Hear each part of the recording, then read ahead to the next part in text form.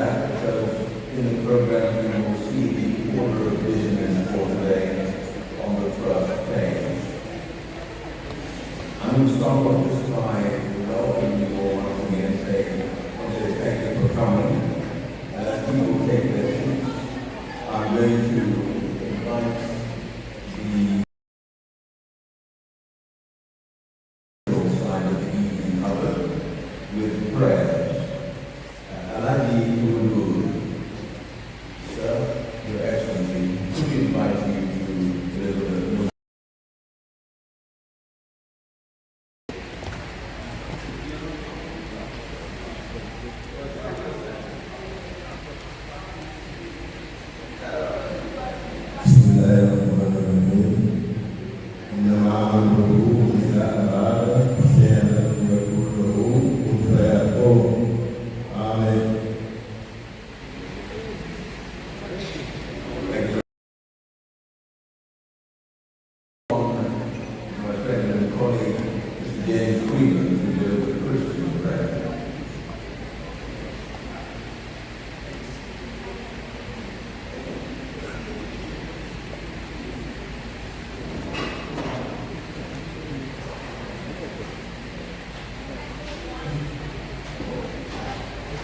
Let us pray. In the name of the Father, and of the Son, and of the Holy Spirit. Thank you this evening for bringing us here to celebrate the life of Francis Degaulle, so that we will be here to impart knowledge on everyone here. We ask you to be in our midst, and we ask you to guide all the panelists, Rachel, and all those that are going to be able to impart knowledge to us. We ask you to be with them, and as we continue to witness your word, we ask you that you continue to bless this foundation, the Francis Degaulle Njie Foundation, to continue to grow from strength to strength. We ask you now, Lord, to be with us all. In the mighty name of Jesus, Father, Son, and Holy Ghost. Amen.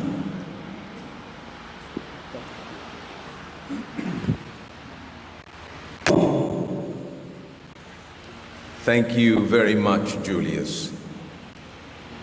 Let me begin by welcoming everybody here. I want to start out, of course, by thanking the board members for according me this privilege and the pleasure of emceeing, anchoring this event, such an important one in the calendar. I know that every December the foundation puts together something impactful like this to again just raise awareness and allow us to celebrate, first of all, the life of the man after whom the foundation is named, Francis Degaulle Njie, but also help us focus on one or two really important issues that we as a country need to think about. And as you know today from the program, we will be talking about digital inclusion. So I want to thank you for the invitation, the board and its advisors. I also want to thank the sponsors here. Pura is our main sponsor. They are not actually present, but they certainly have sponsored tables. In addition to that, I believe we have, and let me be very clear, I've got some notes here. I don't want to be misrepresented here. Yes, we have a number of tables in the platinum category. We want to thank the Gambia Revenue Authority. We want to thank Riders for Health. We want to thank Woodpecker Resort and Zenith Bank Gambia, and also Reliance Financial Services and Hot FM. Those are the institutions who have sponsored a significant part of this evening's activity. But I think beyond that, there are individuals who have come here in their own right. There are individuals who are here because they are interested in supporting this very worthwhile initiative that is part and parcel of the Francis Degaulle Njie Foundation. I have a feeling that most of you probably are repeat attendees of this event. It happens to be the first time I'm coming to this one, so you're probably better educated about the foundation than I am. But in case you are not, I would encourage you to go through this particular pamphlet. It has some very useful information about what this wonderful organization, this foundation is all about. And I thought what caught my mind, what caught my eye was the tagline in the middle of the cover page, helping young minds achieve excellence. And I think that somehow captures the essence of what the foundation is about. More specifically, it seems they have at least 3 pillars. One is about helping young minds, particularly in the science field. It's also about raising the awareness of cancer. Unfortunately, the late Francis Degaulle Njie did succumb to cancer, and I think one of the objectives of the foundation is to raise awareness and try to get us to a place where in the future the Gambia is able to address that scourge. And then finally, it's about empowering young women, empowering girls, partly because his sister also passed away at a very young age. I think beyond that, perhaps I will, because time is fast spent and we need to get into the heart of the matter, I won't spend too much time with any more introductory remarks. I will just like to recognize a couple of people, but in particular, His Excellency Mr. Bakari Dabo, I believe, is here. We just wanted to recognize you, sir, and thank you for gracing this occasion. Very pleased to have you here. I think that on that note, this is probably a good time for me to hand over to the chairman of the board, that's Dr. Mamadou Jase, perhaps to listen to his welcome statement before I come back on stage and move to the next section of the program. Dr. Mamadou Jase, our chairman of the board.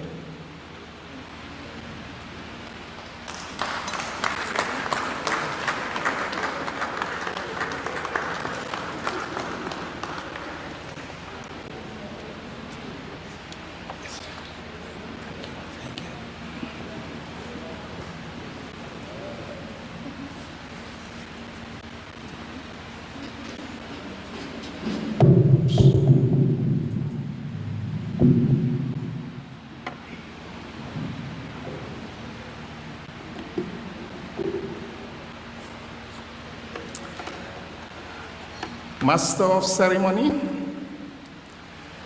distinguished guests, panelists, moderator, patrons, ladies and gentlemen, good evening and a very warm welcome to the 2025 Annual Fundraising Seminar and Dinner of the Francis Degaulle Njie Foundation. It is both an honor and a privilege to stand before you this evening in my capacity as chairman of the foundation to thank you sincerely for gracing this occasion and for your continued support to the work that we do. The Francis Degaulle Njie Foundation was established in memory of a young Gambian whose brilliance, discipline, and commitment to excellence remain an enduring inspiration. Francis excelled at St. Augustine's and Gambia High Schools, went on to study at the Massachusetts Institute of Technology, and later completed a Master of Science degree at the London School of Economics. His remarkable academic and professional accomplishments were cut short by his untimely passing at the age of 34. Yet his legacy of excellence, service, and aspiration continues to live on through this foundation.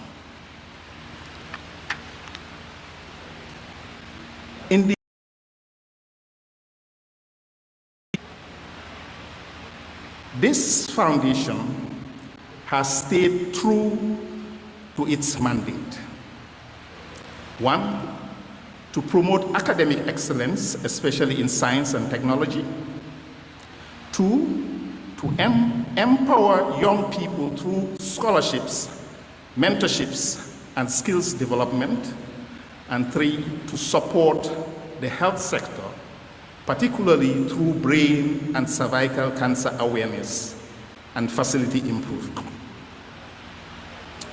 We have awarded scholarships to deserving students, provided mentoring to young professionals, and supported the Edward Francis Small Teaching Hospital, including the renovation of the Gynae Clinic, now named the Francis Degaulle Njie Gynecology Center, in recognition of our support. Events such as this do not materialize on their own. I would like to acknowledge with deep appreciation the relentless and undiminishing devotion of our founder, Mrs. Mary Alabamboj. Can you stand up, please?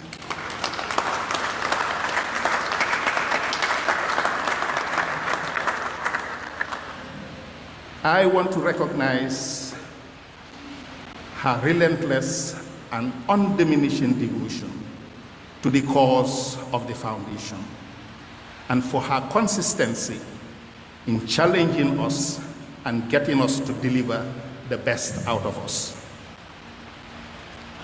I also want to register with sincere gratitude the guidance of our advisors. Advisors, can you please stand up, please?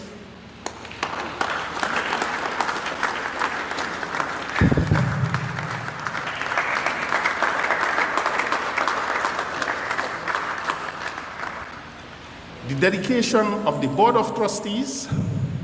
Board of Trustees members, can you stand up, please?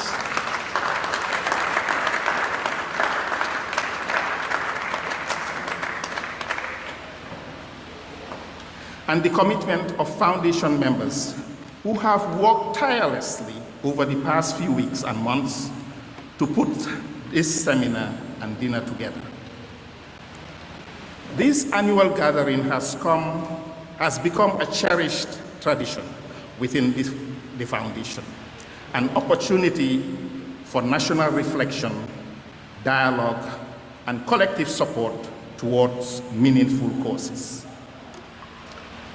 Ladies and gentlemen, each year we select a theme that speaks to the pressing national concerns.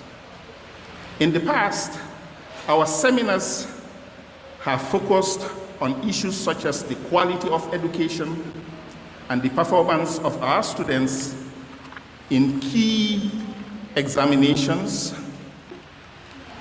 This year, we turn our attention to a subject of growing urgency for the Gambia and indeed the wider developing world.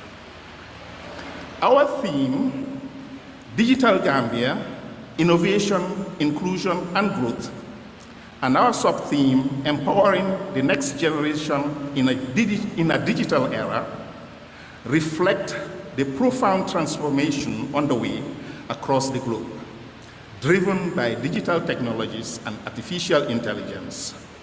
While these developments present remarkable opportunities, they also pose significant risks for countries that may be left behind. We therefore consider it imperative to create a space for national dialogue on how the Gambia can harness digital transformation to foster innovation, broaden inclusion, and promote sustainable economic growth. To do justice to a theme of this magnitude, we have been deliberate and thoughtful in selecting our panel. Representing education, health, entrepreneurship, and digital technology, our panelists bring deep expertise, practical experience, and visionary thinking. They have been chosen not only for their accomplishments, but for their ability to speak to the future that awaits our country in this new digital age. They will be guided by our distinguished moderator, Dr. Degaulle Njie Foundation, whose leadership in digital technology and higher education makes her exceptionally suited to steer this important conversation. Be assured of an event that will be so ably curated and delivered according to the highest standards of expectation by our revered and indefatigable Master of Ceremony, Mr. Sola Mahoney.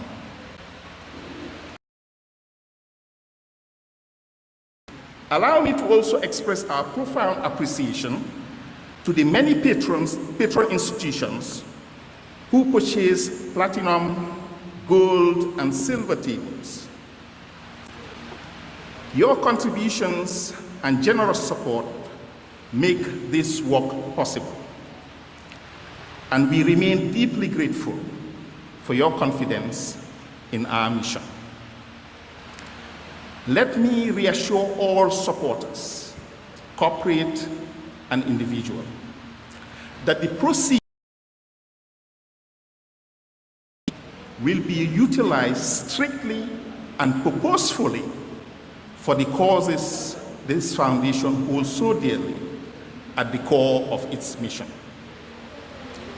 Expanding scholarships in science and technology, advancing digital literacy and innovation initiatives for students, supporting health education and awareness, especially in cancer care, and strengthening empowerment programs for young girls and aspiring journalists through our subsidiary organization, the Aissa Toumbouge Award for Girls Empowerment Image.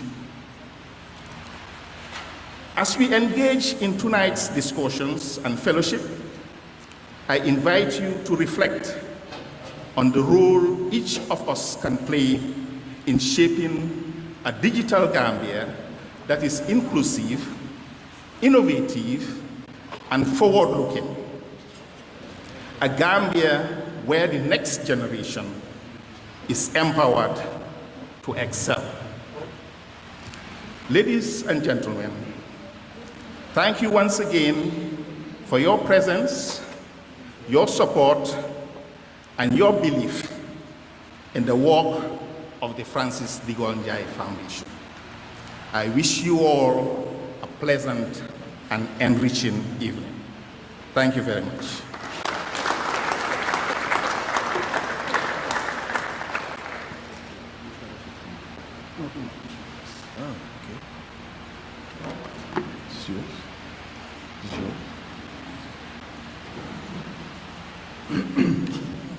Thank you very much, Mr. Chairman. Without further ado, we are going to proceed straight away to the main event, which is, of course, the panel discussion.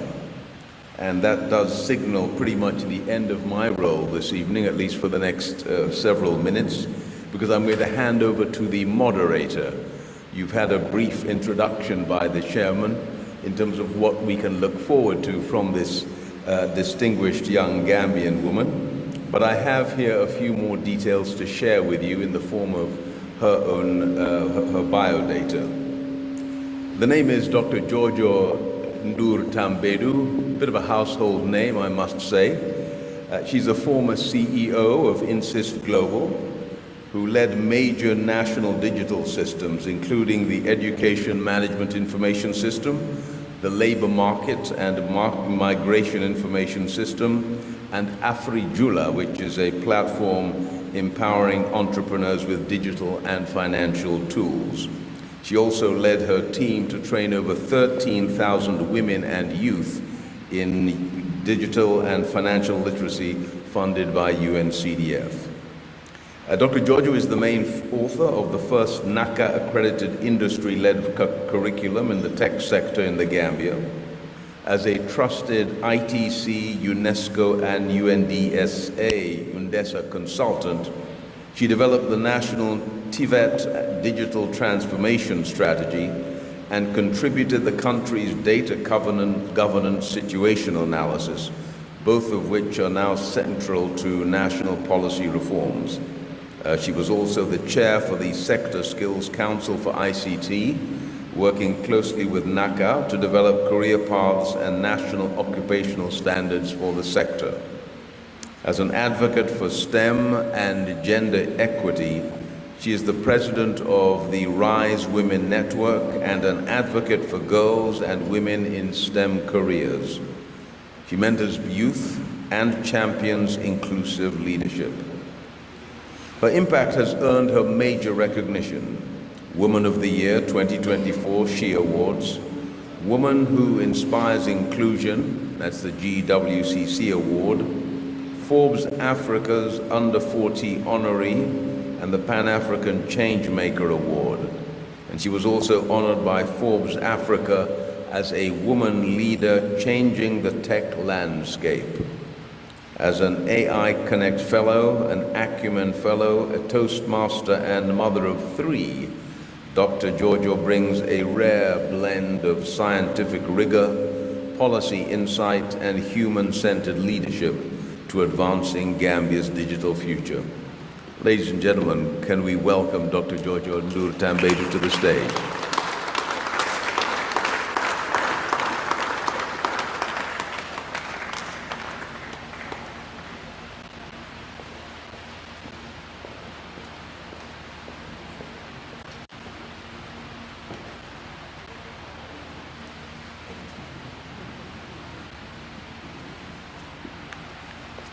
Good evening, ladies and gentlemen. It is with great honor and privilege that I stand here today. We're here for a fundraising dinner and a webinar, but we're here for something deeper. We're here to honor legacies. We're here to honor stories of loss, stories of love, stories of commitment to excellence, as well as stories to lifting others. We're here to honor Francis Degaulle Njie, whose life was cut too short, but one that shone with intellect, brilliance, and promise. His legacy still lives on in every child who exceeds expectations and through the power of learning finds purpose. We're also here to honor Aissatou, who I went to school with. She was like a little sister to me. But her resilience, her courage, and through the Image Initiative, her legacy still lives on.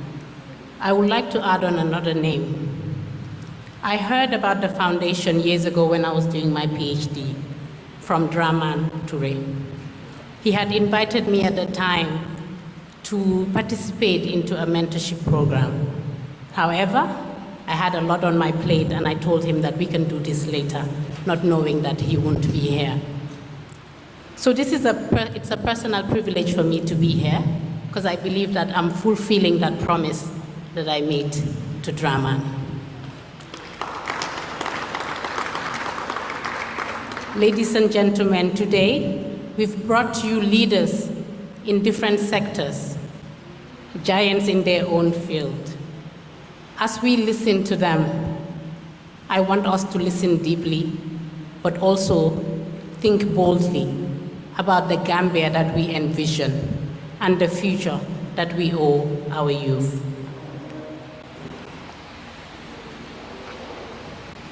With that, ladies and gentlemen, let us begin.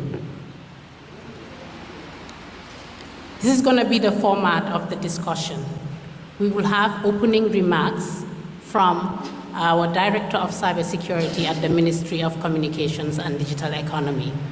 Then we will have a panel discussion where our panelists will each give opening remarks for a few minutes, and there'll be a Q&A session, following which we'll open the floor for a question and answer session, and then we'll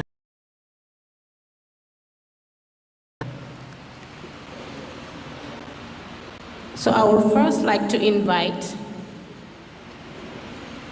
the Director of Cybersecurity from the Ministry of Digital Economy, Mr. Sanusi Dramé. I would first like to read his bio as he comes in to give his remarks. Mr. Sanusi Dramé is a seasoned and focal point cybersecurity specialist for the Gambia government with over 17 years experience. He works for the Ministry of Digital Economy as the Director of Cybersecurity, where he serves in different capacities, ranging from policy advisory and formulation down to practical technical functions. He has interest and expertise in ICT and cyber policies, project management, personal data protection, and privacy, combating cybercrime, among others. He joined the ministry in 2008 and over time rose through the ranks from senior ICT support technician to director of cybersecurity. He has an undergraduate degree in computer science with numerous professional certifications, and he has a master's of engineering degree in cybersecurity from the University of Maryland, College Park, USA. He also has a diploma in international program on cybersecurity studies from George C. Marshall European Center for International Studies, the College of Garmisch-Partenkirchen, Germany. Over the years, Mr. Dramé served as focal points for the ministry in e-commerce, cybersecurity, ICT sector infrastructure initiative. Mr. Dramé has spearheaded and successfully completed and is undertaking many projects for the ministry, such as the Gambia Connectivity Project, under the WADI project, e-government data center enhancements, government-wide area network, gov.net, etc. He has also contributed in the formulation process of the National Cybersecurity Strategy, Policy, and Action Plan. He drafted the project proposals for both the Connectivity and eGambia Power Project, which are all approved and under implementation. Apart from his personal life, Mr. Dramé is a committed believer in Islam. He also loves sports, especially basketball and football. Mr. Dramé, over to you.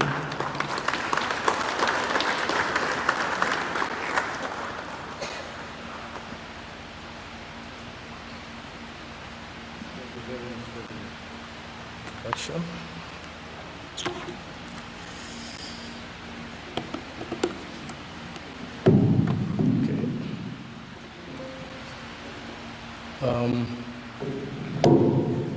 Madam Chairperson, the MC, Master of Ceremonies, Excellencies, Madam Mrs. Mary Alaba Mboj, and distinguished guests, ladies and gentlemen, all protocols duly and respectfully observed. Assalamu alaikum wa rahmatullahi wa barakatuh, and also good evening to all of you. It is indeed a privilege to join you tonight at a moment when our nation is navigating one of the most profound transitions in its history. The transition toward a digital economy that is inclusive, resilient, globally competitive. And it is fitting that we gather under the banner of a foundation built on excellence, discipline, and the belief that Gambian talent can stand shoulder to shoulder with the best in the world. The story of Francis Degaulle Njie is a reminder that brilliance is not foreign to us. It is here. It is Gambian. And when nurtured, it can illuminate the world. His legacy and that of his sister, Aissatou, challenges us to build systems that do not merely admire talent, but cultivate it, protect it, and multiply it. Ladies and gentlemen, distinguished guests, excellencies, this year's theme, Digital Gambia, innovation, inclusion, and growth aligns powerfully with the national direction set by the Yoruba Recovery Focused National Development Plan, which recognizes that digital transformation is not only a sectoral aspiration, but a national enabler of economic recovery, institutional efficiency, and inclusive growth. Under the leadership of the Ministry of Communications and Digital Economy, which I represent, the Gambia has begun to articulate a clear and ambitious digital pathway, one that positions technology as a catalyst for national renewal. The ministry's work in strengthening digital governance, expanding broadband infrastructure, modernizing public services, and promoting responsible artificial intelligence adoption, it's not just technical reform, but it is also nation building. The Yoruba plan makes this vision unmistakably clear when it states that a digital, and I quote, a digitally empowered population is central to accelerating human capital development and unlocking the productivity of our youth. This is not rhetoric, it is policy. It is commitment and it is direction. Because the digital future we seek will not emerge by chance. It will emerge through deliberate investment in people, in institutions, and in ecosystems that allow innovation to thrive. It will emerge through partnerships between government and the private sector, academia, and civil society.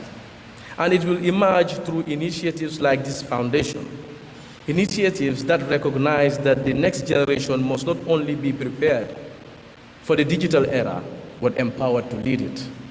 As we reflect on the sub-theme, empowering the next generation in a digital era, we must confront the reality that empowerment requires to devices or connectivity. It requires, one, a modern education system that integrates digital learning and computational thinking.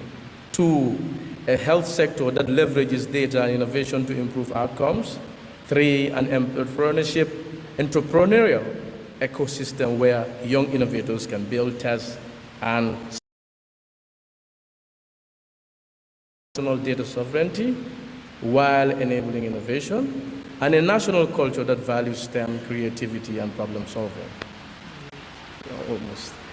These are the pillars of the Digital Gambia envisioned in the Yoruba plan.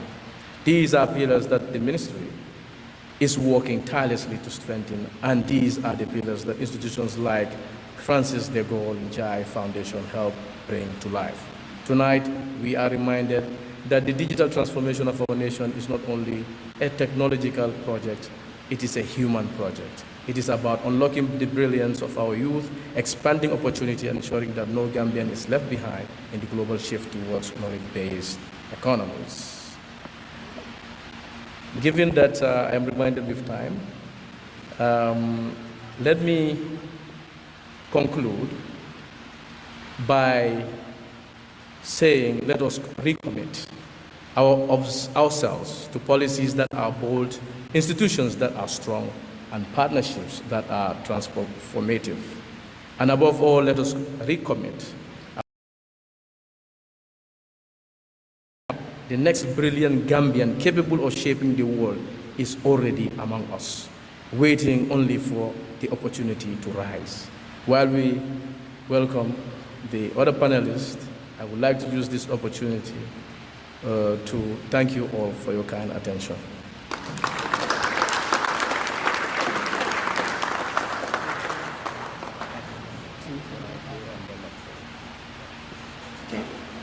Thank you, Director Sanusi. We will now start the panel discussion, and the theme is Digital Gambia: Innovation, Inclusion, and Growth, Empowering the Next Generation in a Digital Era. I would first like to invite DPS, Deputy Permanent Secretary of the Ministry of Higher Education, Research, Science, and Technology, Mr. Mukhtar M.Y. Dabo. Please give him a round of applause.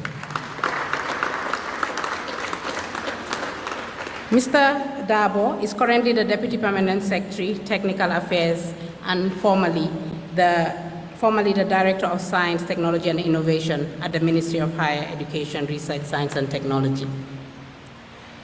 He's a current PhD student with the Beijing Institute of Technology and formerly a graduate of the Science Policy Research Unit of the University of Sussex in the UK.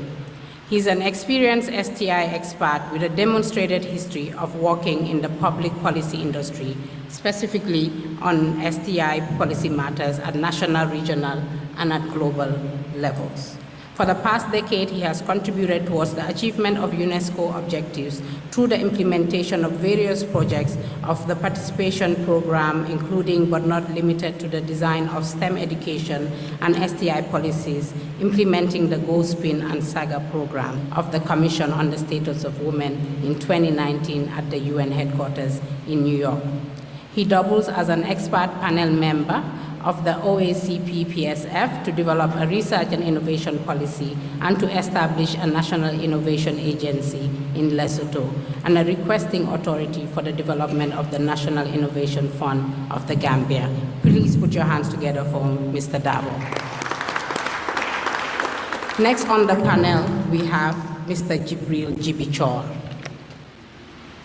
Mr. Jibril Jibichor is a distinguished technology executive with over 35 years of software development experience and more than 3 decades of leadership in technology-driven enterprises across Africa.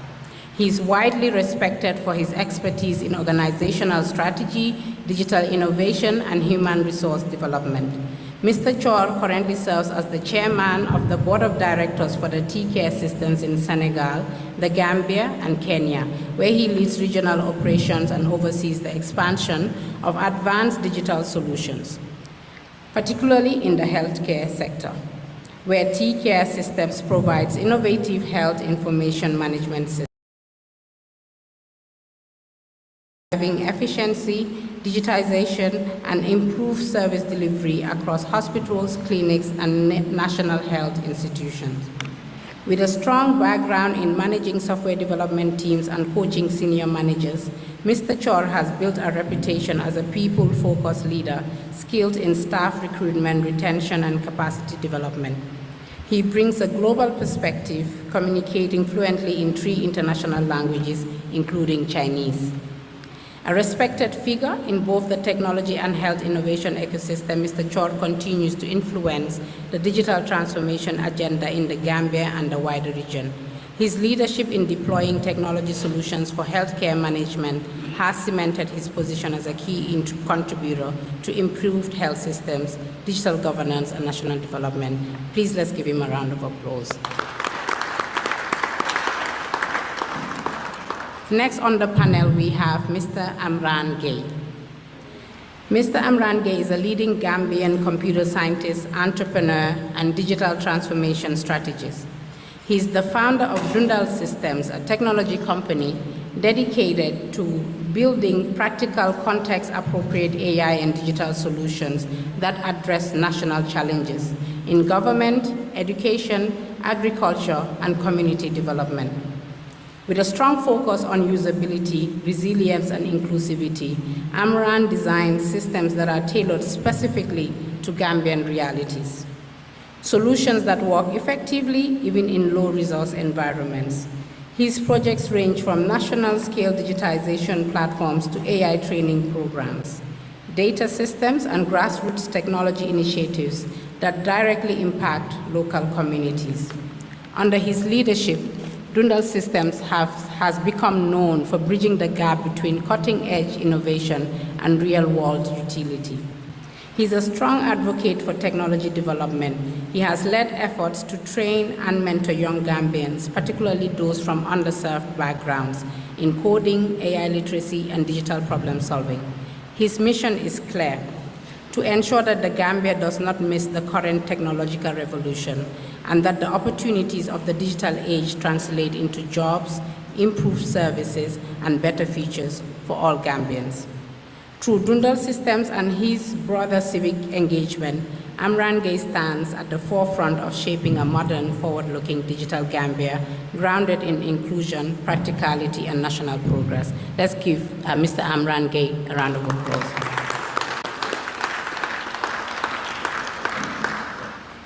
Our last panelist, not the least, Mr. Mohamed M. Jagana. Mr. Jagana studied as a chartered accountant, having attained his qualification with the Association of Certified Chartered Accountants in the UK. Upon returning to the Gambia, he seamlessly integrated into his family's business before embarking on a distinguished entrepreneurial journey. With over 25 years of prolific experience and continuous learning, he has been instrumental in pioneering advancement in the financial services, identification sectors across Africa. Mr. Jagana's unparalleled expertise in the financial sector in the Gambia is augmented by his robust governance and leadership acumen. He rendered exemplary service as a board member of the Gambia Ports Authority. His leadership prowess is further exemplified by his tenure as the president of the Gambia Chamber of Commerce and Industry, a role he embraced after various distinguished capacities, including that of the treasurer on the board since 2003. In 2006, Mr. Jagana played a pivotal role in a consortium of Gambian entrepreneurs that established the Gambia Investment Group to acquire a stake and set up EcoBank Gambia. His strategic foresight and visionary leadership led to his appointment as a board member of EcoBank Gambia, demonstrating his entrepreneurial dexterity. He co-founded Njie Financial Services Limited in 2004 and Koringo Fintech, a UK-based company, in 2020. And this contributed to the financial landscape of the Gambia. Mr. Jagana also began Project One Loaf in 2019 when he encountered young bread vendors along Atlantic Road in Fajara and was struck by the passion of one of them called Amadou Jallo, a trained nurse and baker driven by a strong desire to empower Gambian youth through skills and entrepreneurship. Through continued engagement and mentorship, the initiative evolved into a structured national concept focused on training young Gambians in baking, promoting local ownership in bread production and improving quality standards, and addressing unemployment and irregular migration. Please let's give a round of applause to Mr. Jagana.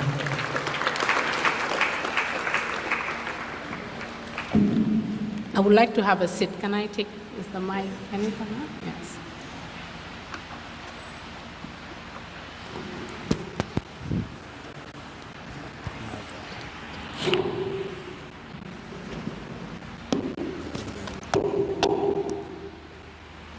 So I have such a distinguished panel. And before we start, I want to start on a light note. I know we're here with all seriousness, but as I was preparing for the panel discussion, I was reminded of a time when I was in the UK. I was reminded of when we have to leave Gambia to actually study somewhere else. And there's a particular story that I haven't told anyone except my husband, but I know you will keep it a secret. I had a culture shock. I was doing my shopping on Oxford Street, and I saw two people. One was running. They were both running very fast. The person in front was a man holding a lady's bag, and then there was a lady behind him running very fast. I stopped everything I was doing, and I started shouting, Gambia, Sache, only to find out that they were running for the bus. When they caught the bus, they were looking at me like I was crazy. When they caught the bus, I just took my bag and acted like nothing happened. You can take Gambia out of the girl. You can take the girl out of Gambia, but you can't take Gambia out of the girl. So let's start the panel discussion. First, I would like each of my panelists to just give their perspectives and insights on the theme. You each have 5 minutes to give your perspectives on the theme. So we will start with DPS, Dabo. Okay, thank you very much. Since you started with a story, I'll also start with a story and follow your lead. It's a short story. It's an encounter between my father and someone who happens to be... Okay, no, I forgot to put it on. My apologies.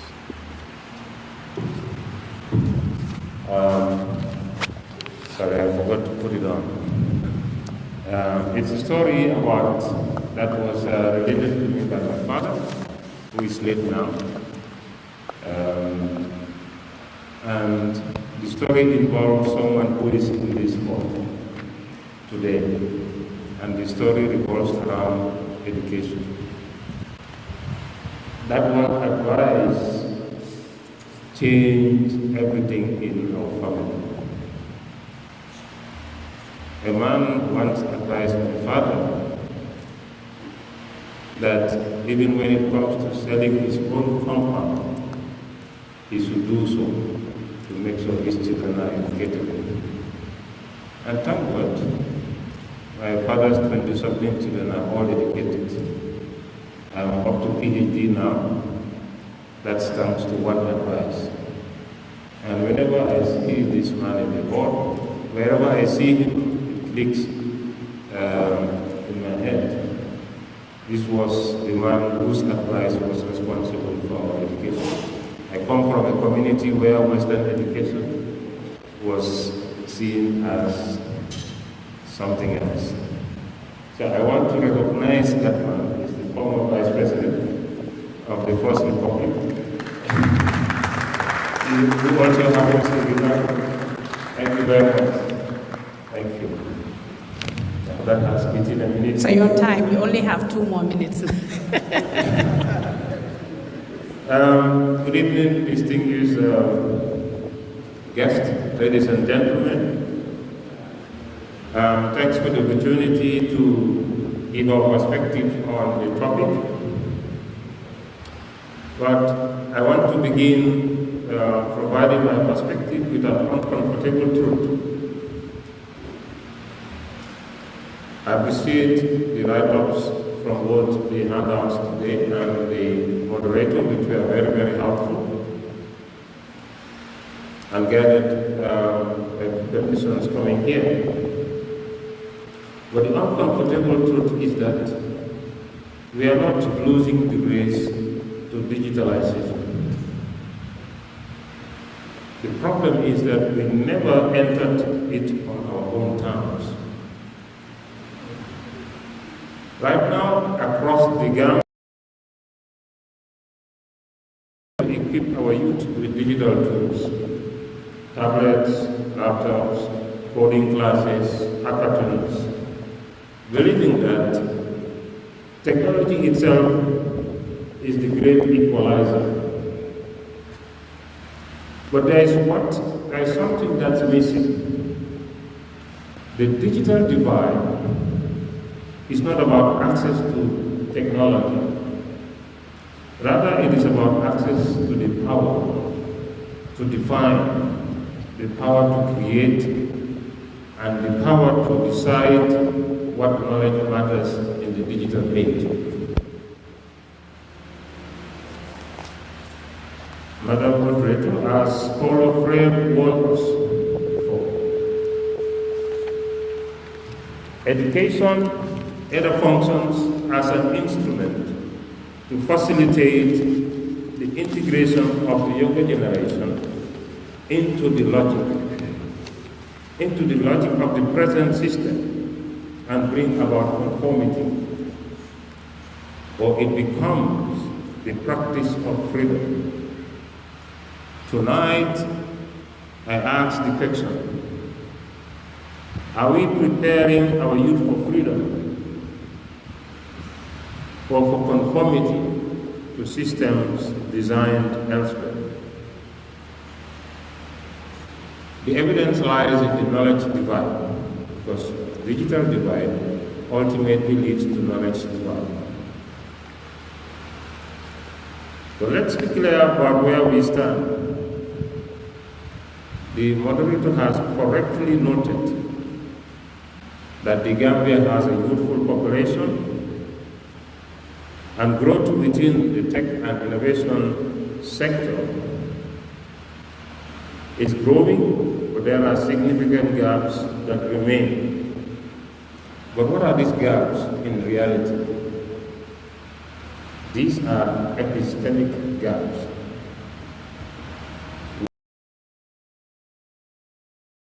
Technology designed by us,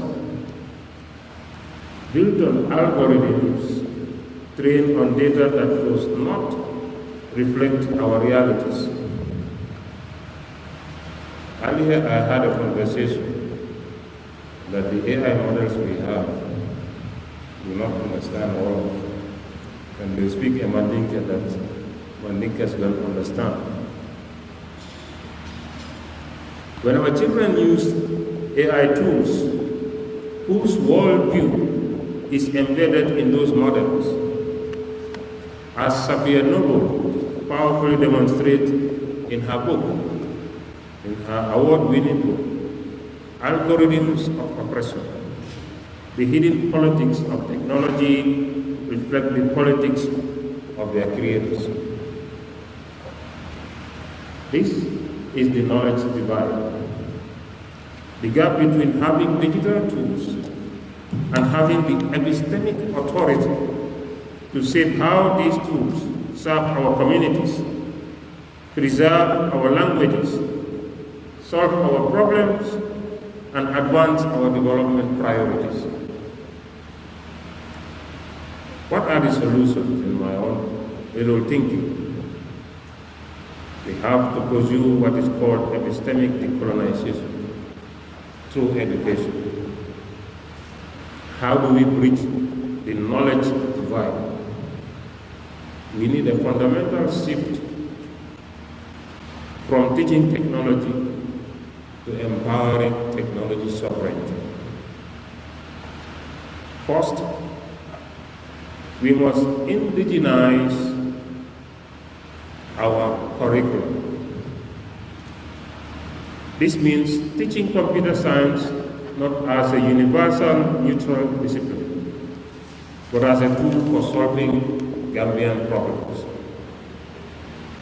Can we build AI that predicts agricultural yields for groundnut farmers in the provinces? Can we create health apps that work in our multi-language context? Mandinka, Wolof, Fula, and many other languages. As Achille Bembe reminds us, we must produce our own knowledge about ourselves. Second, we must prioritize critical digital literacy over technical skills alone. Our students need to ask, who built this platform, whose data trained these models, and who profits from my digital labor? This is what gives birth to innovation that serves, and not that innovation that extracts. Thank you. And finally, I'm getting there, sorry. We must create spaces for indigenous innovation. The Foundation's commitment, that is the Francis Degaulle Njie Foundation, their commitment to STEM scholarship is crucial. But let these scholarships produce not just graduates who work for foreign tech companies, but founders who build tech ecosystems rooted in Gambian realities. Let the image initiative for girls' empowerment ensure that Gambian women are not just users of digital platforms, but architects of digital features. Okay. Let me sharpen the urgency. I'm almost at the end. Just a minute. Without epistemic sovereignty, the fourth industrial revolution may as well become the fourth colonialism. History shows us the pattern. The first colonial era extracted our raw materials. The second extracted our labor. The third extracted our markets. And now the fourth is about to extract, or is already extracting our data, our attention, and most dangerously, our capacity to imagine and build our own futures. But there is a radical possibility. A digitally literate Gambian youth with technological sovereignty doesn't just participate in the global digital economy, they transform it. So tonight, as we honor the legacies of Francis and Isaac through this foundation's work, let us commit to an education that does more than train our youth to use tools created elsewhere. Let us cultivate builders, not just users. Let us nurture practitioners, not just consumers. Not dependent adopters. The future of digital Gambia will not be determined by how many laptops we distribute, but by how deeply we trust our young people to reimagine what technology can be when it emerges from African soil. Thank you. Thank you, DPS. Are you cutting me short? I'm almost. He's my boss. Okay, I give you 30 seconds, DPS, to close. 30 seconds. Yes. This one is important. As Ngugi Wachongi, I know many of you will recall Ngugi Wachongo. He taught us that language carries culture, and culture carries values. And values are the basis of a people's identity.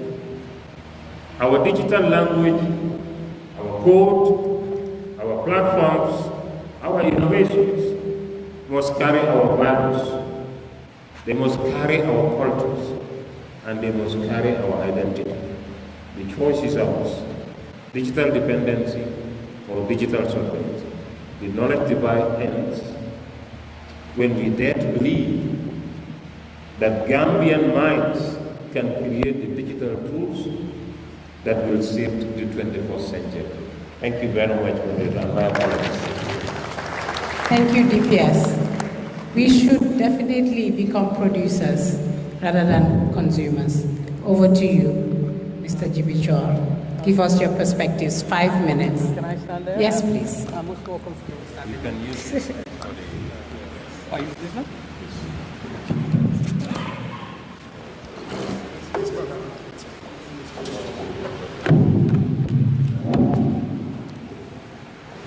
Good evening, ladies and gentlemen. The theme of stories are very nice, but I don't have a nice story. Because when you talk about healthcare, it is unpleasant. But unpleasant as it may be, I'm going to deliver it that way, unpleasant. Last year I was in Fonyi and I met a subset of the Village Development Committee, the women, and they told me a story. Her name was Awa, lived in a small village near the border with Senegal, Casamance. The husband, a carpenter.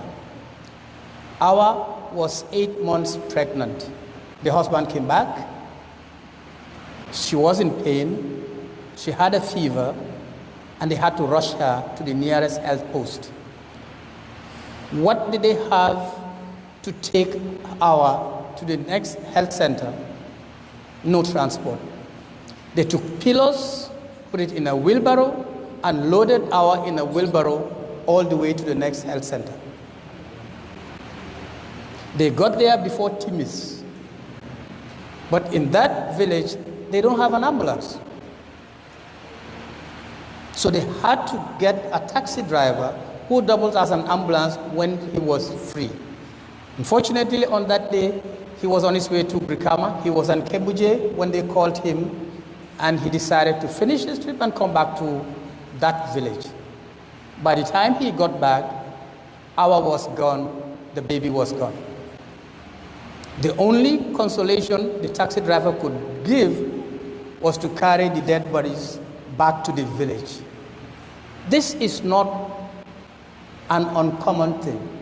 You may not think it is common, but this thing happens.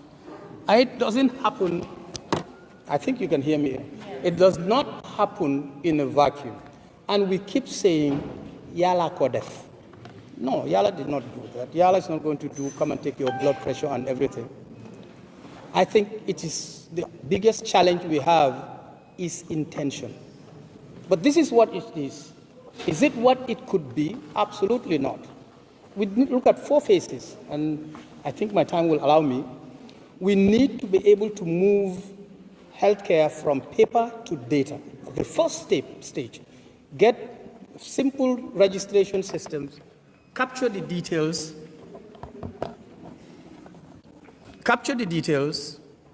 and make sure that every single information about a patient is recorded. Our next step is to ensure that a patient's journey in a health facility can be recorded throughout, from when they register to when they are discharged, or when they are admitted and discharged. That's the second phase. The third phase is to make sure that the different workflows, the different journeys, because there is a financial journey, there is a health journey, there is a procurement journey, there is a whatever journey it is. The third phase is to ensure that we can integrate these different workflows to have one combined and unified ecosystem.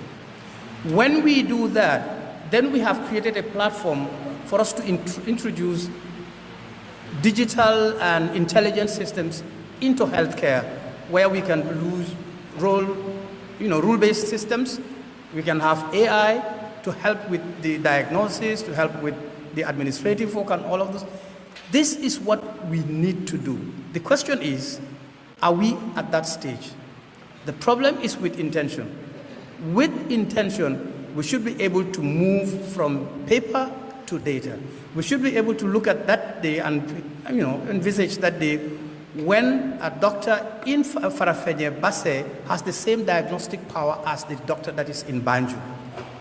We need to be able to say we have moved from data to decisions, from decisions to action, and our actions to have impact. And then we can say we have moved Gambia to the next stage.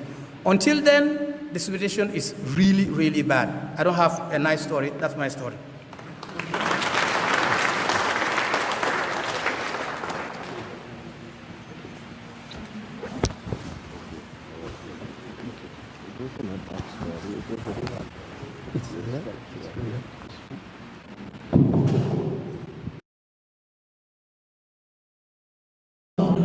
For those insights.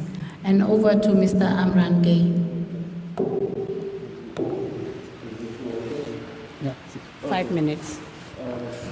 Everyone went over 5. No, Mr. Jibichor had a minute more. So you have 6 minutes. Okay, but I have a quick question. For the moderator.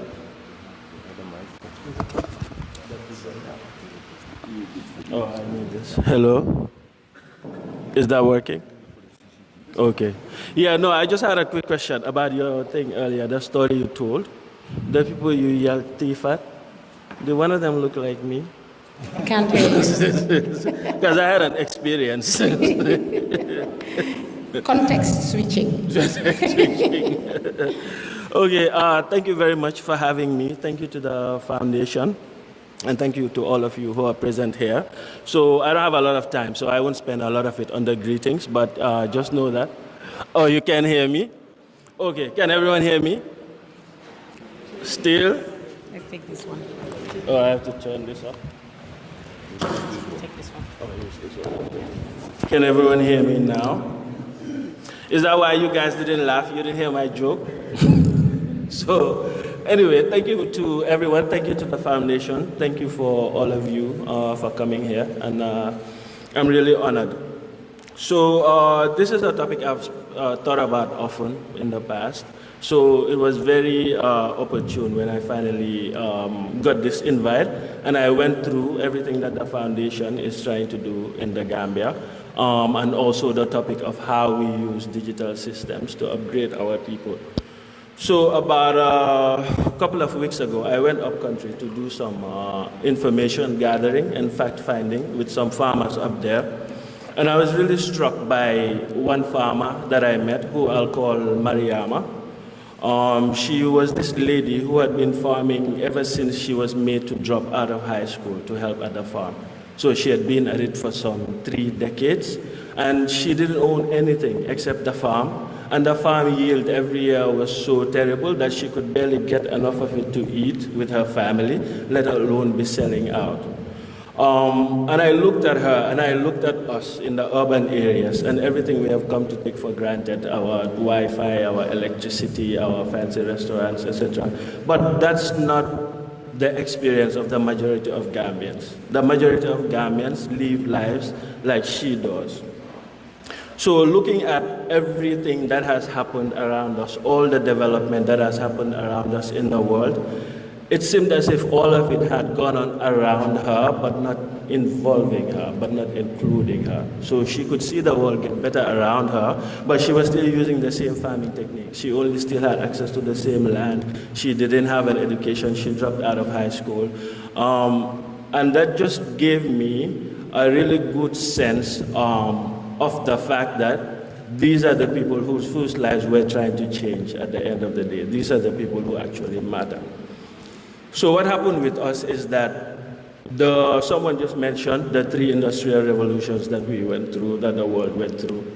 For most of them, for most of Africa, we were all left behind. Because what happened was, we didn't have the capital, we didn't have the factories, we didn't have the knowledge or the skills. We had the resources, but we didn't know how to use them. So they would end up getting the resources from us, manufacturing them into goods, then selling them back to us. The same with the skills they learned here, the same with the knowledge they got here. And so it passed us by, and we're still living through the results of that. We're still backward in a capitalistic way because we didn't get to participate in those revolutions. We only got to copy the technologies that were created with them and then get to use them. So our problem as a country is that we couldn't participate in those because we're a very poor country. We don't have the resources we need to participate at an international level. But what we do have is skills. We have people, we have human resources, we have Gambians in every field imaginable. We have really smart Gambians both inside and outside of the country. And luckily for us, that is what is important for this latest revolution, the information revolution. We need the skills, we need the people, we need the ideas, we need the visions, but it's not as capital intensive as the previous revolutions, and so it's well within our reach. But here often, we have this problem where first we bring the technology and then we try to find something it can solve for us. So we bring the solution and then we try to find the question.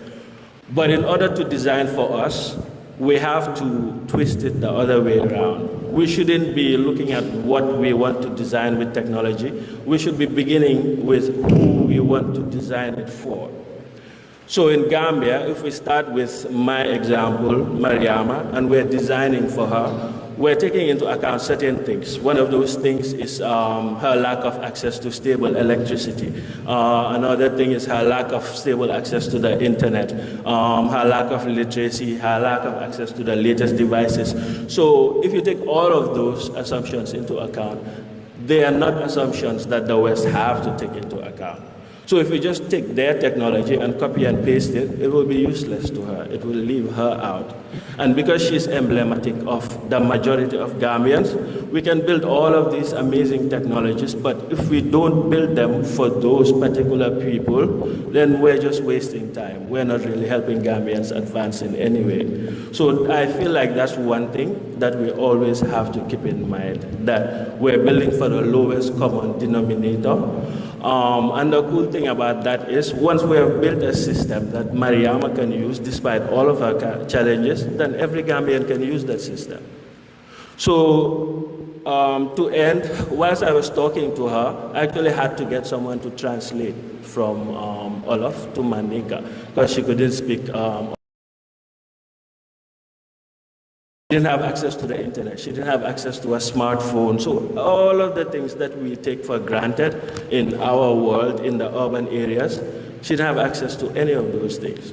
But then I saw a vision of her having a device that's voice first, that was designed in the country with AI, that she can talk to in any of her native languages. She can talk to in her native tongue and still get everything that we get, that us educated people get from the internet, whether it's communication, whether it's, am I running out of time?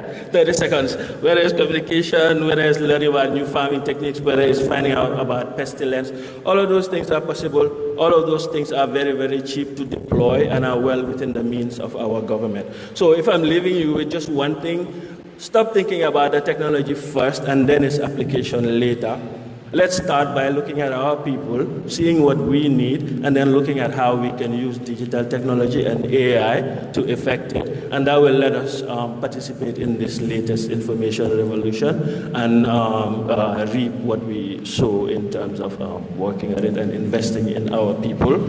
And then finally, I think government has a huge part to play in terms of investing in not just the technologies, but also the skills and the industry, local industry. But I guess we'll get more to that during the question and answer phase. 5 minutes? Okay, all right, thank you all very much. Thank you. Mr. Gay, thank you. Those were really salient. Revolution, the fourth one is here. It's not whether Gambia will join this revolution, it's who will it reach, how will we shape it, and what values are we taking with us. And over to Mr. Mohamed Jagana. Thank you, Jojo.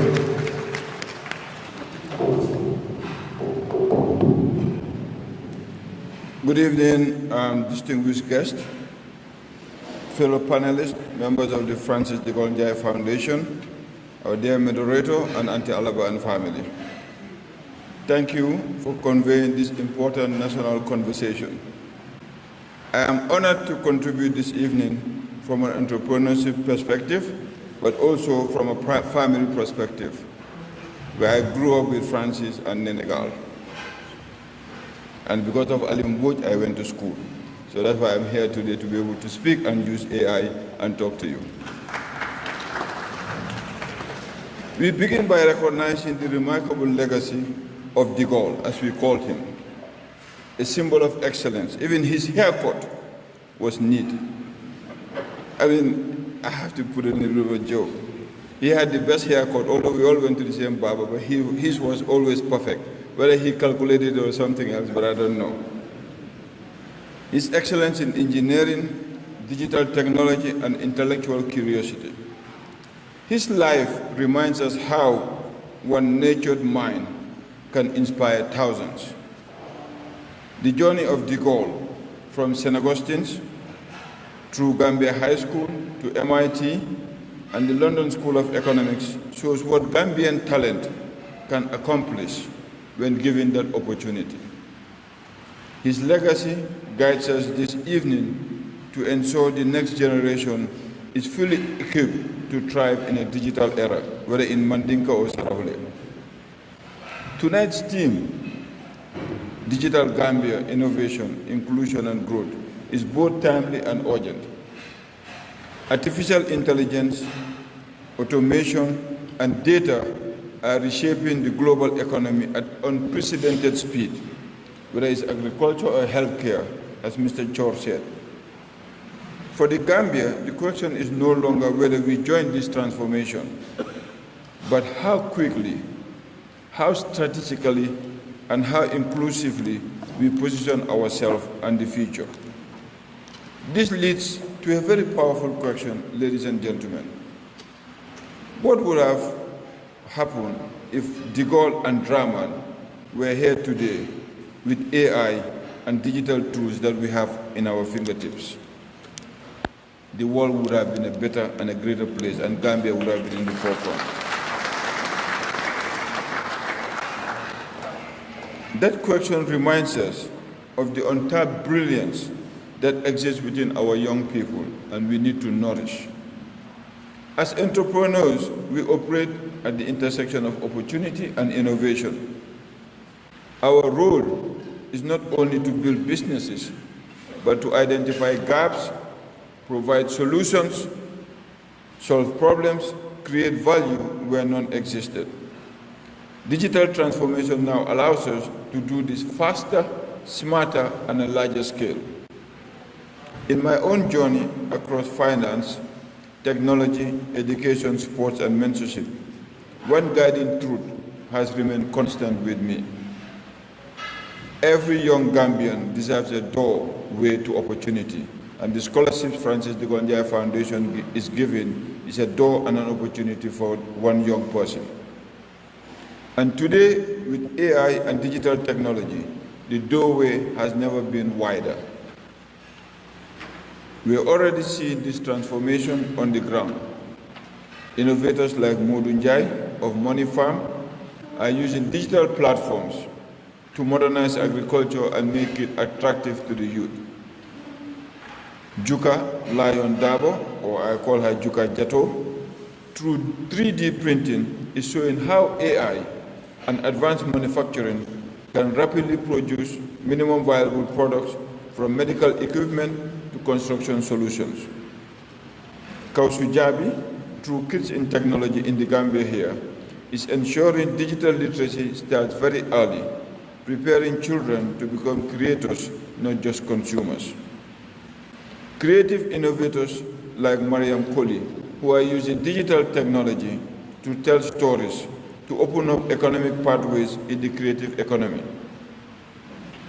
And in FinTech, through Koringo, which I am proud to be a co-founder, we are building digital payment systems that are enabling Gambians, small businesses to participate in the digital economy safely, securely, and efficiently. Because digital payments is the backbone of the digital economy. Nobody wants to do anything for free. These examples are proof that one thing, the digital revolution in Gambia is not an idea. It is already happening. It is being built by Gambians. But technology alone is not enough. Empowering the next generation requires skills, infrastructure, innovation, and an ecosystem, funding pathways, and mentorship. If we get this right, our youth will not only participate in the digital economy, they will lead it. Finally, achieving digital Gambia requires collaboration. Government alone cannot do it.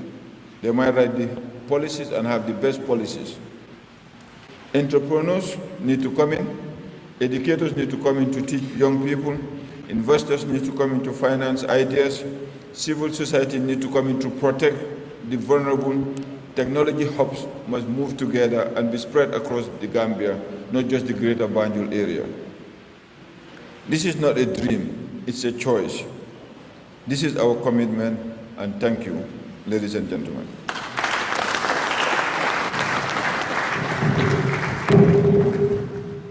Don't worry, I had my time on.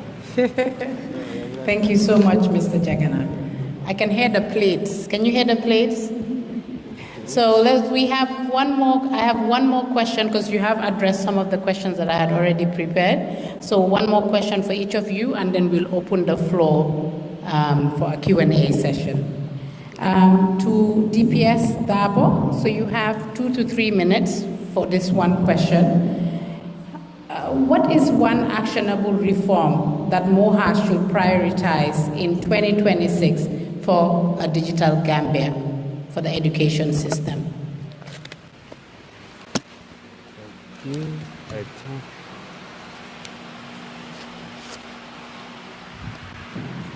Thank you very much. For digital transformation to take place, we have a bold initiative. I don't know if it is okay to reveal it here, but then it is very much related to answer the question you have asked. You must be aware of the recent higher education transformations taking place. We have successfully transformed the GTTI, the then GTTI, into the University of Applied Science, Engineering and Technology. And we have already constructed a state-of-the-art facility at the Brikama campus. has facilitated through World Bank support, I think in the tune of $12 million to build and equip the Faculty of Mechanical Engineering. Now it's a 2.0, which is the second phase of the University of Applied Science. It's focusing on building indigenous capacities in digital areas. We will be building a Faculty of Computer Engineering, which will be focusing on the broad range of digital skills, from software, hardware, machine learning, artificial intelligence. We will be producing our homegrown computer engineers on the ground. So USER 2.0 it's a broad program. Computer engineering is one of them. We're also pursuing petroleum and energy, a faculty for petroleum and energy, an innovation hub, a digital library. So the aim is to transform Brikama into a knowledge hub, not just for the Gambia, but for the entire West Africa. So if successful, in the next few years, we will be able to train our own experts in software engineering, artificial intelligence, you name it. The broad spectrum of computer engineering will be able to produce it in the Gambia. I hope I'm good on time this. Thank you. That sounds very promising. Over to Mr. Jibril Jibichol. If you had to choose one digital solution that could drastically improve EFSDH operations, what would it be? Thank you very much. Is it working? Can you hear me? I can use this one. Hello? Hello. All right. Thank you for the question, because a few years ago, I was asked by the then CMD to conduct a small assessment of Edward Francis. And again, it was a horrifying experience. The main referral hospital in this country had equipment that were being supported by people from outside.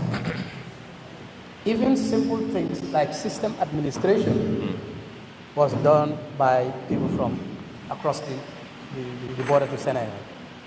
So for me, the solution for Edward Francis is very simple. They need to have an integrated system that will match the finance, the procurement, the inpatient and outpatient labs and everything into one ecosystem. That's number one. A unified, integrated healthcare management system. The second, when we talk about IT, Edward Francis needs to be an innovation hub where nurses from all this School of Nursing have no idea about digital healthcare. They finish their courses and they cannot even type on a keyboard. They don't know where a particular key is, and we call it Tanamalo. You look at here, you look here, you look here for a keyboard. How long will it take those people to be able to appreciate technology, not to talk of AI? So when it comes to Edward Francis, that is one. Number two, they can change it into an innovation. In healthcare should start with Edward Francis.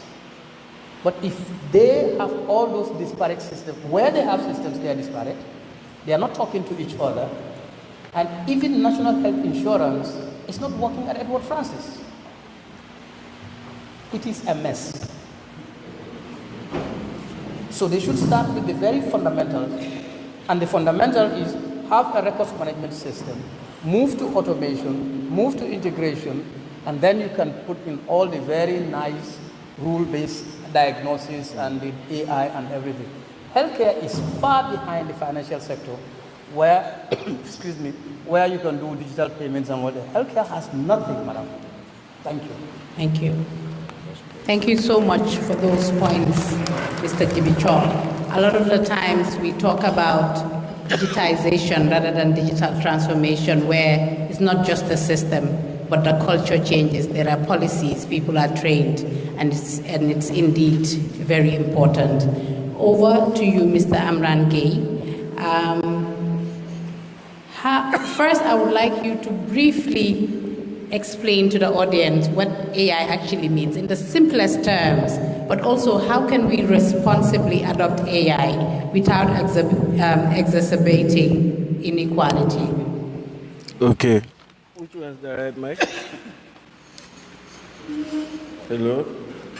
Is that good? Can you hear him? Should I hold it? You want to take mine?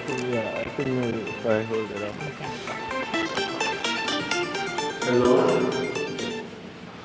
Yeah, so the first question was you asked was what is AI in the simplest terms possible? Yes. You know that's the most impossible question. I don't know. It's I don't know quite how to put it in local terms, but I guess I'll try. Okay, so maybe let's say think about Marse Serekunda. So when you go there, you have a place where they sell jatu. You have a place where they sell rice. You have, a place where they sell meat, fish, all of those things. So I want you to think of that as the internet. So where you're buying geja, that's Facebook. Where you're buying rice, that's, WhatsApp. Where you're buying pictures, that's Instagram. So when you go into the internet, into the market in this case, what you do is you stand at the gate, and then you have a person who knows where everything is in the market. So you ask them for directions. You say, I want to go to the Facebook stall, they show you where to go. I want to go to the Instagram stall, they show you where to go. So that is what we currently have with the standard model of using Google. So all of you are familiar with Google. So when you go online, when you need something, Google is the person standing at the gate of the market who's giving you directions where you go. But then with AI, things change. So instead of having a person standing at the market itself can talk to you. So that's kind of a hard, so I just want you to stop and think about that for a moment. So instead of having someone guiding you through the market to show you where it is, the market itself is an organism that you can talk to, and ask it questions about what you want to find, and it helps you to find it. So that's what's happened. Our computers so far, before AI, they were just tools that we could use. They were like using a typewriter or a bench press machine or whatever, even though they could do a lot more things than those things. But now we're taking that and we're giving it what we call artificial intelligence, so that in a way it can also think the way a human does, instead of just following instructions. Now, of course, there's a lot of technical, and I'm sure the engineers here will be like, no, you missed this, you missed that. But I think that's a general explanation. Indeed. Of it's basically what it is. teaching a computer how to think like a human. Yes. Yes. So now how can we responsibly adopt AI without increasing the digital divide, so exacerbating inequality? Yeah, so that's what I was talking about earlier with Mariama, the farming example. How can we do this responsibly? Yes, because as we discover more things, as we import more technology, the first thing we have to make sure is that we are aiming for the lowest common denominator. So like I said, if everything we build works for Mariama, it will work for everyone else in the Gambia. Mm-hmm. So that's the first step. We have to make sure that we are not building just for urban environments, because usually we just take those for granted, that we're building for people with high-speed internet, people with electricity. So we have to take all of that into account when we're designing for those people. And then secondly, I think we also need to approach things a bit differently, because looking at Mariama and the other farmers up country, we say that they are illiterate because they cannot speak English. And that is what cuts them off from every other information about farming, new techniques, education, all of that. So the traditional approach would be to try and educate them and teach them how to speak English. But with AI, we don't have to do that anymore, because now we can build AI systems, like he said, that can speak all of Mandinka, all of the rest. So now you have removed English as a barrier completely, and these people can use their native languages to have access to all the information technologies that we have. So it's just a different way of approaching things. And like I said, not bringing technological solutions, then searching for problems, but starting with the problems and then figuring out which solutions are best. Indeed. Yep. Thank you. Thank you for that answer. A lot of the times, let's give him a round of applause. A lot of the times when we think of AI, we're thinking of transformers. It's something as simple as that. If you're using a phone, if you're searching, you're already using AI. Over to Mr. Mohamed Jagana. What unique employment and entrepreneurship opportunities does digital transformation create for young Gambian entrepreneurs? Thank you. I think that's one of the most interesting opportunities that the government and the people of Gambia should look at. Today, somebody can be sitting in Burfoot using AI, high-speed internet, and doing work for somebody in Berlin. They don't need to move. Somebody can be in Janjambure and talking to somebody and working cooperatively together in Japan using the most advanced tools. People don't need to move anymore. So the barrier of entrepreneurship, the barrier of creating jobs, the barrier of developing a nation to be more prosperous is something that AI and digital technology would bring. I understand the GPS mentioned that the AI doesn't recognize the local languages, but sometimes it depends on how you ask AI. I was trying to figure out a word in Sarahule, and I told my daughter, it came out, I said, no, this sounds like Mauritanian Sarahule. He said, yes. Which region do you want it from? I said, Gambia. It came out perfectly, because I asked somebody in our village, Dembakunda, how do you say this? It came out exactly the same. And that guy didn't use AI, I had to use AI. So this is an opportunity for local people to use digitalization to create jobs outside the Gambia and make and set up themselves in the Gambia. Thank you. Thank you so much for those points. We will now open the floor for questions, 10 minutes of question and answer. And then I would invite, after the question and answer, the Director of Cybersecurity, representative of MOGDE, from our conversation, what are actionable recommendations, policy recommendations you'll be able to take from this conversation today. Any question from the audience? Comments, recommendations? There's one over there. I need help here. I need help. Somebody to deal with the mic so I can make sure I'm on the camera. Thank you very much.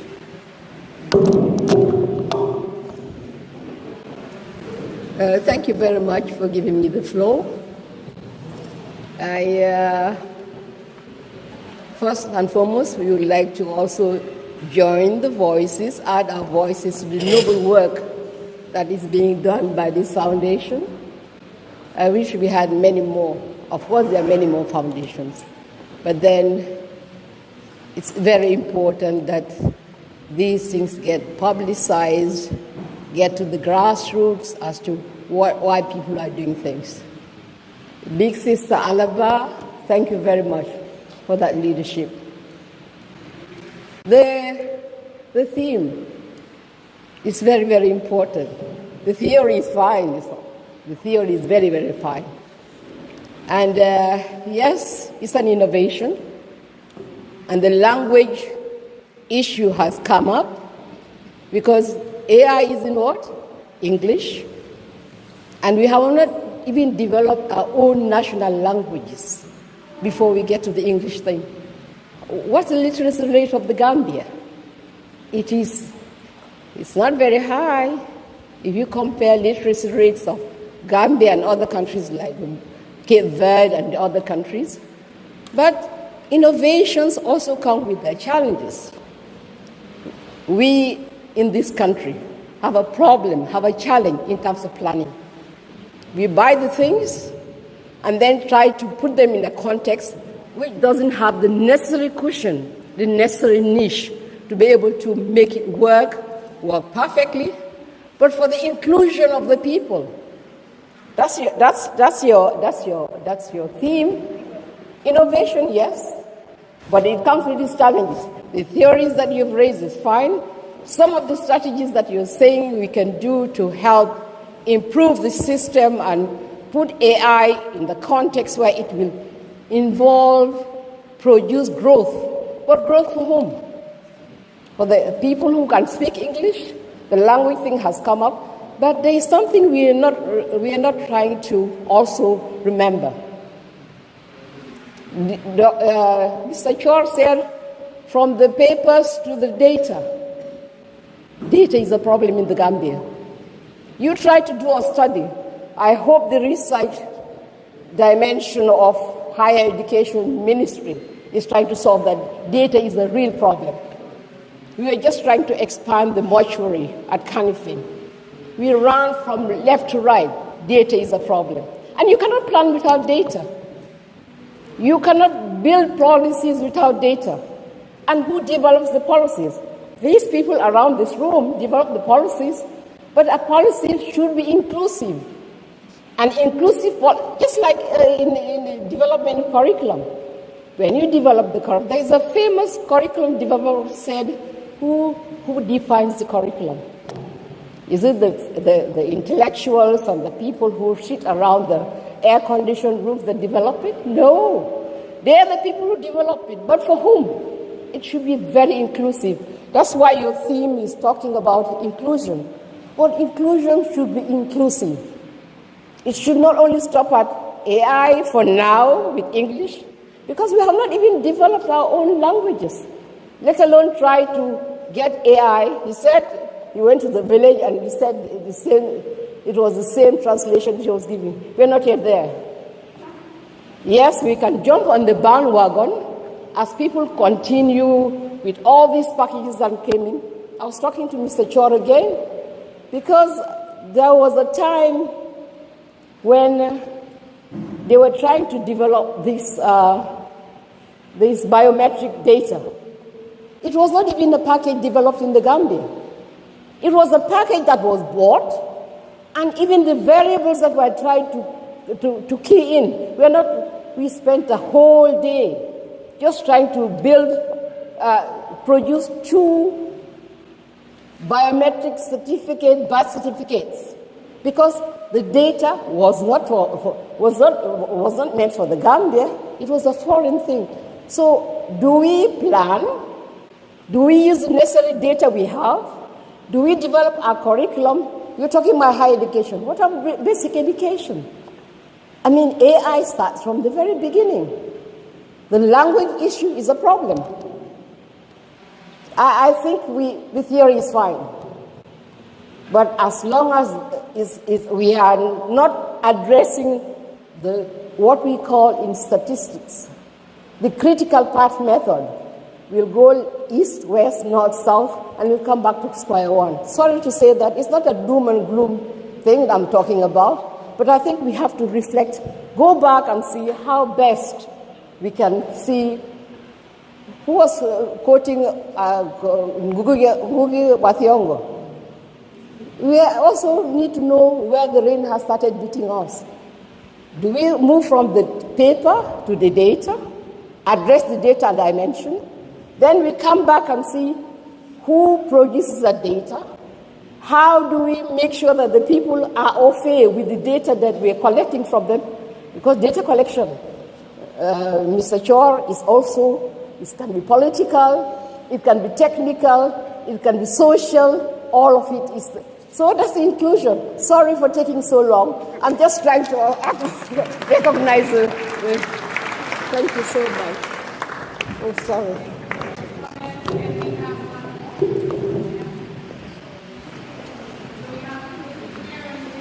How many minutes? Okay. Thank you so much. I am Malik Diop from Reliance Financial Service. Thank you, the foundation, for this brilliant work that you have been doing, and also to our panelists for very insightful, indeed short, precise, but it was very, very insightful and very motivating. So I just have a quick question. Based on your insights, your exposure, and also your experience, what advice do you have for young Gambians who are very energetic and want to also be impactful using AI? But one of the major challenges that we all face or we hear is that AI is more of a tool that will replace our works, or AI is a tool that will make us lazy. Instead of being creative, it will make us lazy. So what advice do you have for young Gambians? Where exactly should we start in order for us to leverage AI and have a very impactful through leveraging AI and solving problems that we are having in the Gambia? Thank you.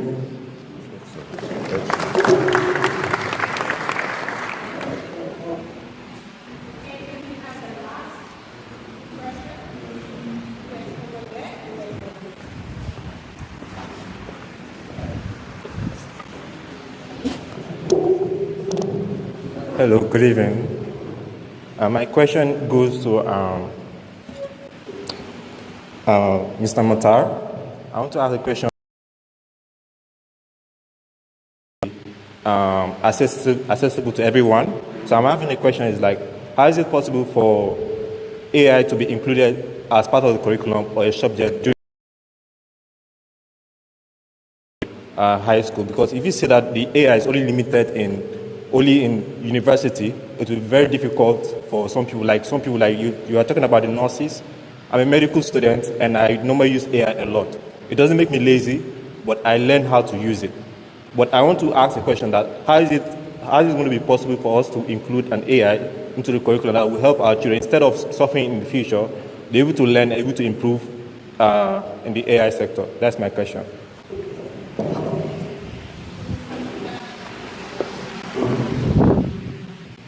So I think the first question was how AI current day students and people who are trying to learn, whether it's going to replace. Okay, so the first phrase I heard that I hear often is that AI makes people lazy. But people who say that usually don't understand the power of AI. So they are limited to just going in there, asking for something, copy it, paste it, maybe forget placeholders in there, and then just send it. That's not the point of AI, right?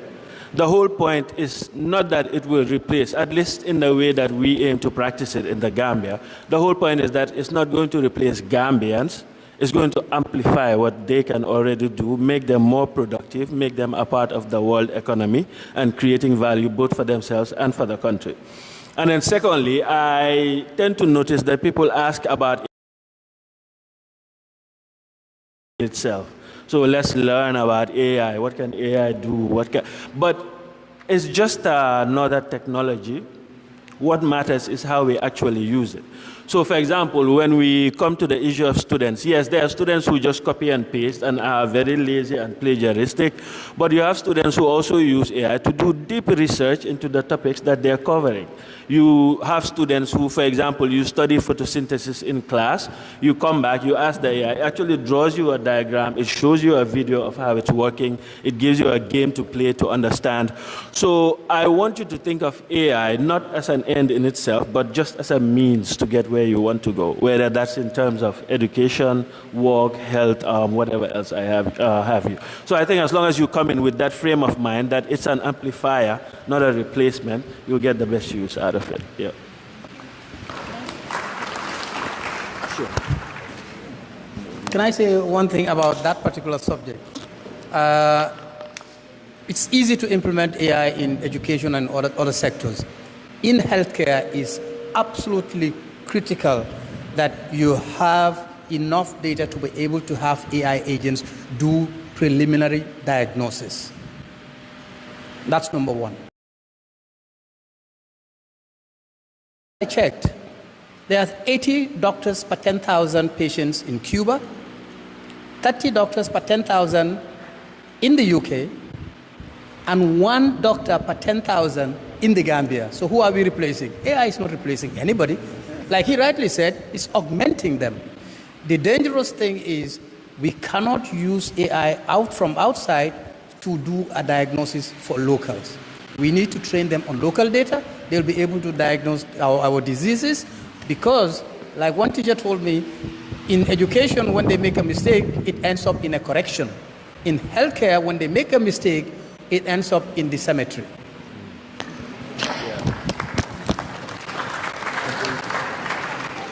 A question for him. Oh, it was for him.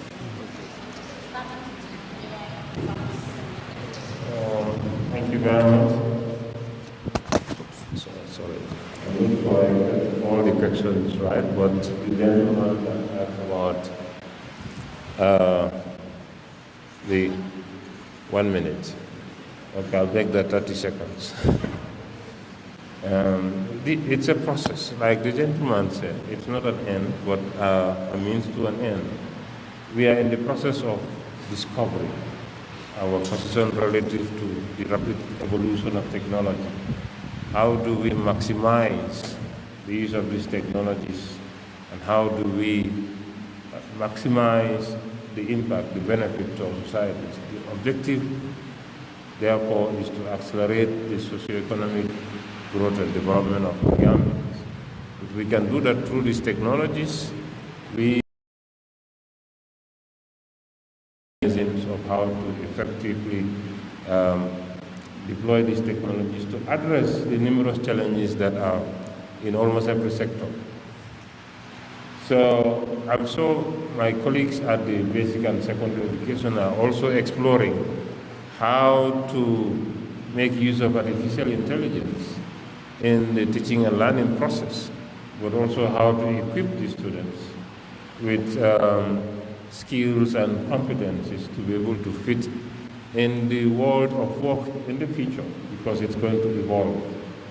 It's definitely not going to replace people, because you still have people who would need to build and maintain those systems and make sure that they are effectively run. But in addition, we are working with a particular partner to help start to provide trainings to Gambians on basic literacy on artificial intelligence. The next year we'll be starting with 1,000 Gambians, a batch of 1,000 Gambians to train initially on AI literacy. And then we'll take it from there to the next levels. Thank you very much.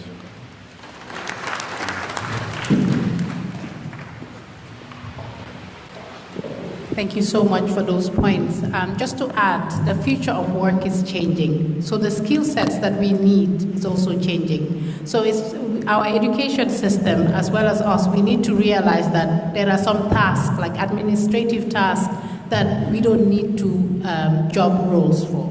So it's for us to now adapt and understand that we won't be needed to do this anymore. What do we need to do? What do we need to learn? So we need to also evolve. In simple terms, how to think like a human. So they're not exactly humans. Everything that we're using to train AI models, it's coming from humans. So they can never, well, I shouldn't say never. I shouldn't say never, but they cannot replace us completely. Thank you, ladies and gentlemen. As we have been having this conversation, we've unpacked the theme. But also we don't want to just talk. That's why we have the policymakers here. And I want the policymakers themselves, this is Mogde, the Ministry of Communication and Digital Economy, from our conversations to actually come up with actionable policy recommendations, and we'll keep them accountable for that. So Mr. Sanusi Drame will come with these, but before he comes up, I want to thank our distinguished panelists. Can we give them a round of applause? So this evening was for Francis, this evening was for Isatu, but also everyone that has contributed. Auntie Alaba, thank you for having us. May their souls rest in peace. Everybody who's contributing to the education sector in the Gambia. My favorite quote goes that a great society is one where old men plant trees under whose shade they cannot sit under. And that's what you're all doing. That's what the foundation is doing. They're not here, but their legacies still live on. And as we live here today, we hope that we can have a digital Gambia where everyone, every child from the village, every patient is included and they are able to leapfrog in this digital era. Director Sanusi, over to you. Thank you, ladies and gentlemen. I think our panelists can now take their seats. Thank you so much, gentlemen. We have to take a picture. Okay. Okay.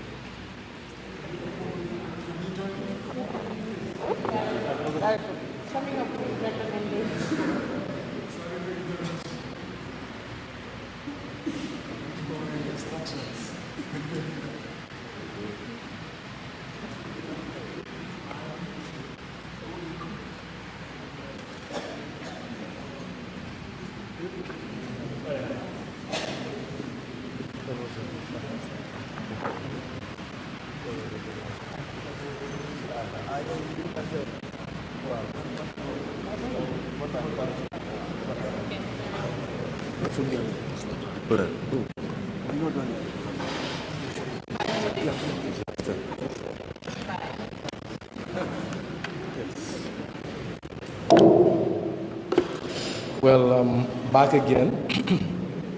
I have been given a momentous task. After all the discussions by the panelists, I have been tasked to craft what we call solutions from a policy perspective. I will try. But before I do, I want to reiterate just very important points that were made by the panelists. One, they said the challenge of our current AI systems is understanding our local languages. Our local languages are not factored in most cases, except Wolof a bit, I think. And also, we have not been invited to the revolution. We came there by default because technology has engulfed all of us. So we need to embrace it. The question lies, how do we bridge the knowledge divide? We need to institutionalize our knowledge economy. And there are questions. Can we create apps that are built on local dialects and contexts? No. But what should we do? We need to prioritize digital literacy, creation of spaces for indigenous technologies, because the fourth revolution, industrial revolution, is here to extract data. It's already extracting data, and most interestingly, our capacity. We need to ensure we develop sovereign innovators, not digital adopters. Our innovations must carry value. Solutions, they should be solutions that address the full life cycle of a health care system once a patient is onboarded. We have to move from data to decisions and from decisions to action. And what can enable that is locally built AI solutions. We need the skills, we need the people, and we need the technology. But we need solutions for them, because digitalization and digital transformation is based on three key important factors: people, technology, and processes. But again, technology is dependent on a very important factor or factors: skills and infrastructure. That infrastructure is something that we lack in the Gambia, because without infrastructure, AI cannot scale. We should begin what we want to design and for whom we want to design it for. Because the people are the most centric point when you build an AI technology. You cannot just build any AI system just like that. It will be wasteful, just like Mr. Gay said. Access also is very critical. Access, especially to the vulnerable community, including people with disabilities. If you don't provide them access, how would we ensure inclusion? We must invest in our people, we must invest in skills, as well as our local industries when it comes to entrepreneurship. And as entrepreneurs, the role is not only to build businesses, but identify gaps, provide solutions, and open viable ventures. Mention has been made about many young entrepreneurs, including Kausu Jabi and one Miss Jaju, I think. Kausu Jabi is empowering kids as young as 8 in robotics, AI, and the like. We should encourage more of that. Technology itself is not enough, but empowering young entrepreneurs is the way. It requires collaboration, because government cannot do it alone. They need the civil society, the private sector, and the like. And it is not a trade, it is a choice, as mentioned by the one who spoke on entrepreneurship. Sorry, I forgot Mr. Jagana. Sorry, Mr. Jagana, for that. Digital transformation. Focus on building indigenous digital skills. That's a big plus. And a need for an integrated system that will integrate finance, procurement, and all other essential elements into one system, just like mentioned by Mr. Chor. Education in healthcare should start at Edward Francis Teaching Hospital. What is AI and how can we responsibly use it? And I think at Morehouse, they are targeting to train 1,000 Gambians on AI. Now, what is the Ministry of Communication doing right now? I'm glad to announce that we are already developing the first national artificial intelligence policy and strategy. This was premised on our commitments in the Digital Economy Master Plan 2023 to 2034, where AI is identified as one of the flagship projects, because we are committed in developing what we call an AI Center of Excellence. That is one. And two, an AI policy and strategy. We have followed through the first or the second commitment, which was an AI policy and strategy. We have done stakeholder consultations. We have drafted the concept paper. We are drafting it right now at the ministry internally, using MEGA resources, internal resources, and collaboration, of course, with the civil, private, and academia and other key sectors. Now, what should we do next? We need to ensure that infrastructure is ready. We need to ensure that the people are ready. Because if you make the people ready, the infrastructure is not there and the services still now is going to be useless. Unless if the people work in different environments, or different jurisdictions, outside this country, they may be able to make a name for themselves. But again, sadly, we need to work on the infrastructure. And because of that, and the digital transformation strategy that the ministry has, we have already made commitments to pursue with partners to establish a national data center. However, resources remain scarce. We are still mobilizing resources. We are trying through public-private partnership. We have engaged a lot of private sector entities and other development partners to make this a reality. Another key important thing is connectivity. The Ministry of Communications and Digital Economy are in the process of securing a second submarine cable landing station in the Gambia. Currently, we have one, which is the Africa Coast to Europe cable, which is ACE, and the life cycle is expected to end by 2027. Although there are ambitions or aspirations to upgrade its capacity, but reliance on one single connectivity backbone outside the country is not something that is a wise decision. That is why the ministry, through the Western African Regional Digital Integration Program, have secured 25 million. They have done a feasibility study. We have validated the feasibility study report last week. And now we are ready to choose an option of how to go about sourcing or funding the second submarine cable.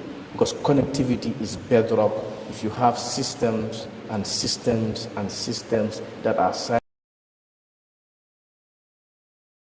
Your dream for AI will not work.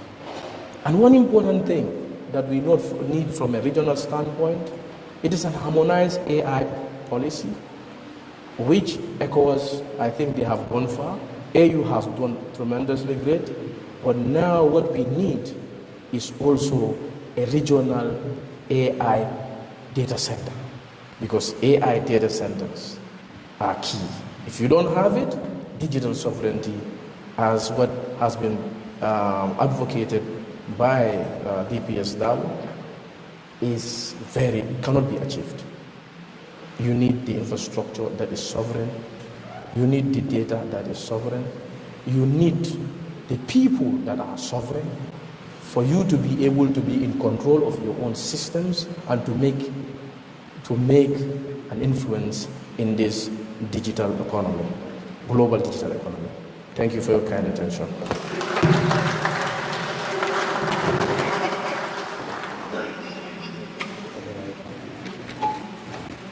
Like an AI agent, I have written everything you've said.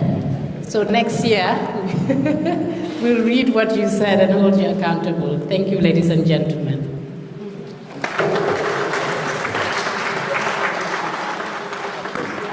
Thank you. Thank you very much indeed, Madam Moderator. Thank you also for the panelists.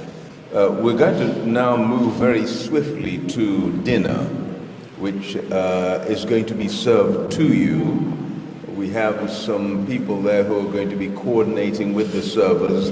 They will be bringing the plates of food to your respective tables. I'm not starting off with the members of the tables that are at the front. So I think if you just hold your horses, the food will start coming out momentarily. In the meantime, I think there's something about some light background music that's going to be played. I'm not sure who's in charge of that. Soft traditional music and video clips to entertain you.